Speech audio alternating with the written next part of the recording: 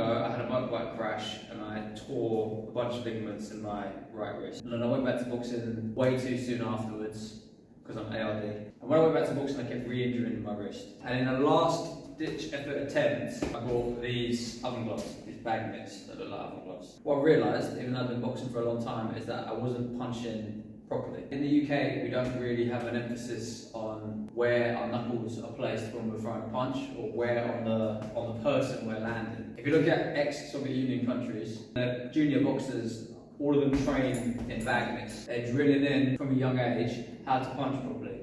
When you know how to punch properly, you don't have to put an emphasis on punching hard. In the UK, we have an emphasis on trying to punch really hard, trying to knock the person out. And obviously boxing is a great sport, part of boxing is that, it does help.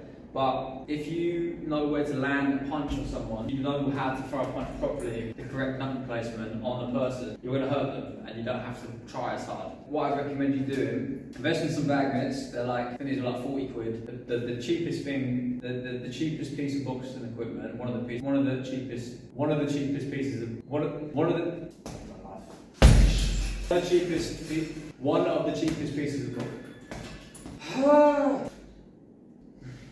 It's one of the cheapest things I brought in boxing, boards.